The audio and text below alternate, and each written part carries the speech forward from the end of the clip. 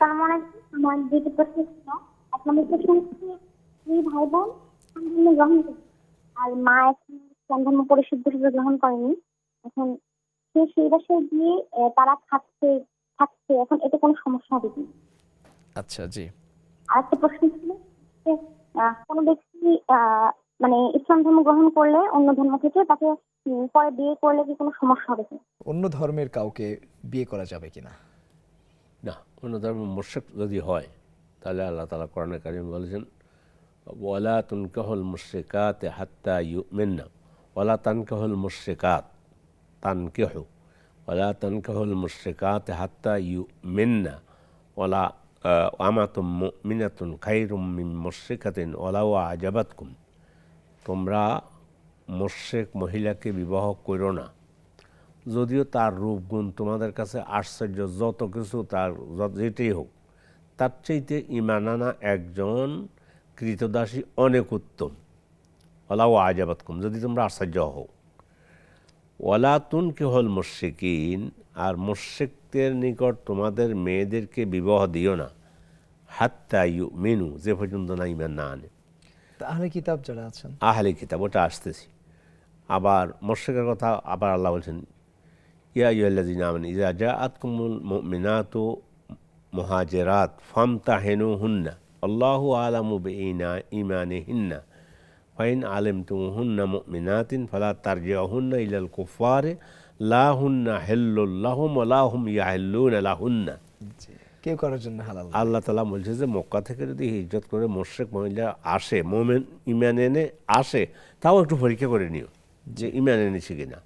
আল্লাহ জানে ঈমান আনছে কিনা, কিন্তু তোমরা একটু পরীক্ষা করে নিও।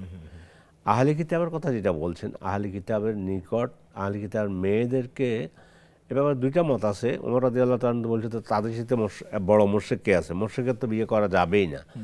তারপরেও আল্লাহ তাআলা কোরআনে কারিমে আহলে কিতাব সম্পর্কে যে আয়াত নাজিল করেছেন, আব্দুল্লাহ ইবনে আব্বাস আয়াতের ব্যাখ্যা বলেছেন, যদি আহলে কিতাব হয়, যেহেতু তাদের কাছে কিতাব এসে, তাহলে তাদের মেয়েকে বিবাহ করা যাবে। আচ্ছা, এখন তাহলে তারা বলবে যে আমাদের মেয়ে যখন বিবাহ করতে পারবে, তাহলে তোমাদের মেয়ে কেন আমরা পারবো না, প্রশ্ন করতে পারে। জি জি। আমরা উত্তরে বলবো যে শোনো, আমরা ঈসা আলাইহিস সালামের উপরে ঈমান রাখি এবং ওনার নাম শুনলে আলাইহিস সালাম বলি। আমরা আমাদের নবীর উপরেও ঈমান রাখি, সকল নবীর উপর আমরা ঈমান রাখি। সেই হিসাবে তোমাদের মেয়েদেরকে বিবাহ করা আমাদের পুরুষের জন্য জায়েজ, কিন্তু তোমরা আমাদের নবীর উপরে ঈমান রাখো না, বিধায় তোমাদের কাছে আমাদের মেয়ে দেওয়ার কোনো সুযোগ নেই। আমাদের ইসলামের ফয়সালাটা এভাবে আল্লাহ করে দিয়েছেন। তো সে যাই হোক, বোন যেটা জানতে চেয়েছে, এখন কি আসলে প্রকৃত কিতাবের অনুসারে আছে তাওরাত কিংবা ইনজিল? হলো ওটা এখন নেই, অথবা ওরা মুশরিক। আল্লাহ তো বলছে আবার আরেক জায়গায় সম্পর্কে, মানে খ্রিস্টানদের সম্পর্কে, যে লাকাত কাফার আল্লাযীনা ক্বালু ইন্নাল্লাহা সালিসু সালাসা, ওরা কাফের হয়ে গেল যারা মানে আল্লাহ তিনের এক। কিন্তু তারপরেও আব্দুল্লাহ ইবনে আব্বাস ওই আয়াতের দিয়ে তিনি যে বলছেন যে আহলে কিতাবের যদি জবাই করা প্রাণী খাওয়া হালাল, আর তাদের মেয়েকে বিবাহ করা জায়েজ, এটা আব্দুল্লাহ ইবনে আব্বাস বলেছেন। তবে হ্যাঁ, এখন পৃথিবীর অধিকাংশ আহলে ইলম বলছে না, এখন আর তারা তাদের আগের ওই অবস্থানে নেই, একেবারে সম্পূর্ণ তারা কুফরের মধ্যে নিমজ্জিত হয়ে গিয়েছে। তারা তাদের কিতাবেরও ধারণা কোনো কিছু না। সেই দৃষ্টিকোণ থেকে কেউ কেউ বলছে না, এখন ওইটা টোটালি না জায়েজ।